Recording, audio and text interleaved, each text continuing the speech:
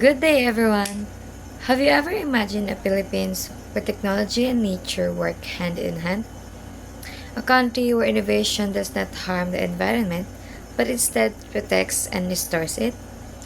Welcome to our magazine, Green Philippines Technology Shaping a Sustainable Future. This magazine is more than just a collection of articles, it is a vision of a future where Filipinos use technology not only for convenience but for environmental responsibility. In today's world, we are facing serious environmental challenges like climate change, pollution, deforestation, and loss of biodiversity. These are not distant problems. They are happening now and they directly affect our communities, our health, and even our future. That's why our topic is very important. Technology is often seen as part of the problem. But what if it could also be part of the solution? In our magazine, we explore how modern innovation can help protect the environment.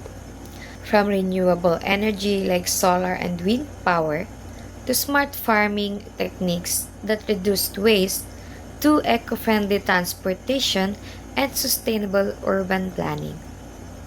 We highlight how technology can reduce carbon emissions, conserve natural resources, and create cleaner and a greener environment. Imagine homes powered by the sun. Imagine farms that use less water but produce more food. Imagine cities with less pollution and more green spaces.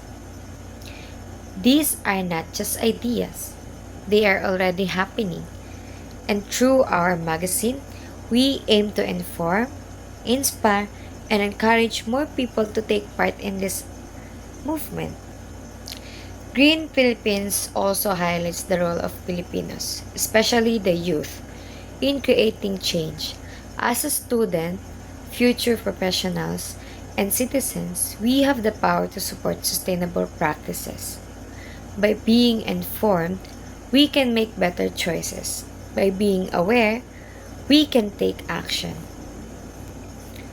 This magazine serves as a guide and a call to action for everyone to become a part of building a sustainable future. Like me, this project helped me understand the connection between technology and ethics.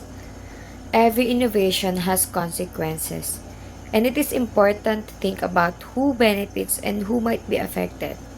Technology should be used with proper guidance and policies to ensure that it does not harm communities or the environment.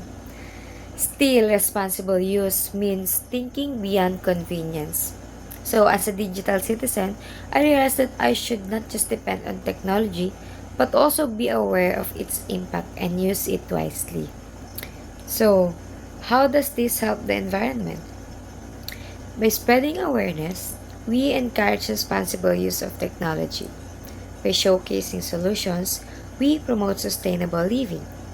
And by inspiring action, we help protect our planet for future generations. Every small step matters, and together, those steps can lead to big change. In conclusion, Green Philippines Technology Shaping a Sustainable Future is not just a magazine. It is a movement toward hope, innovation, and a sustainable future. We invite you to explore, learn, and be inspired. I think that's all for today's video. I hope you learned something. Thank you for watching. Bye!